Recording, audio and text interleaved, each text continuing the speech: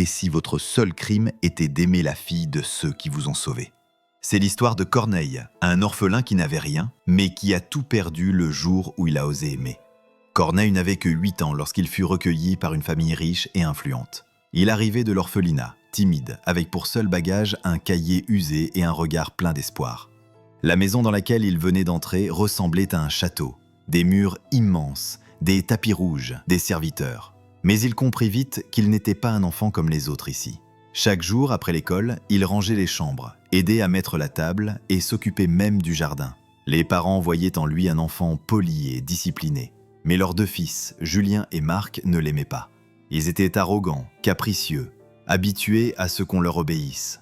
Léa, leur petite sœur, était différente. Dès le premier jour, elle avait défendu Corneille. Ensemble, ils faisaient leurs devoirs. Elle lui donnait son argent de poche, partageait ses goûters et le protégeait de ses frères.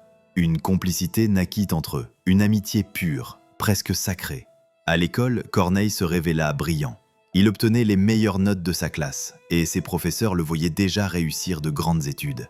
Mais ce succès devint une source de haine pour Julien et Marc, qui accumulaient les échecs scolaires. Jaloux et humiliés par les compliments que Corneille recevait, ils décidèrent de l'humilier à la maison, le traitant de serviteur, d'enfant de rien.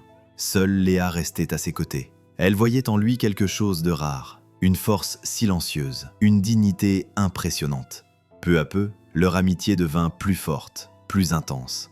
Un jour, en cachette, Léa avoua à Corneille qu'elle ne pouvait pas imaginer sa vie sans lui. Ce fut le début d'un amour interdit.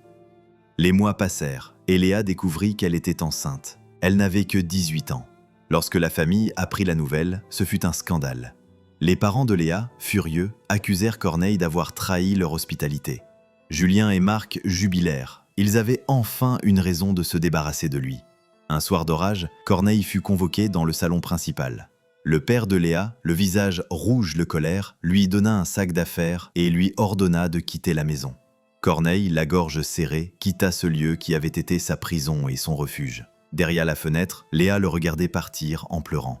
Sans savoir où aller, Corneille errait dans les rues, mais la vie lui réservait encore une surprise. Un de ses anciens professeurs, M. Bernard, l'aperçut, trempé sous la pluie. Cet homme connaissait les parents de Corneille avant leur mort et avait toujours admiré sa détermination. Il l'accueillit chez lui offrit un toit et lui dit « Tu es fait pour accomplir de grandes choses ». Quelques semaines plus tard, Corneille quitta la ville, aux côtés de ce professeur, devenu mentor. Pendant ce temps, Léa, enceinte, devait affronter la honte et les regards méprisants de sa famille. Elle jura qu'un jour, elle retrouverait Corneille. Abonnez-vous pour la suite dans l'épisode 2.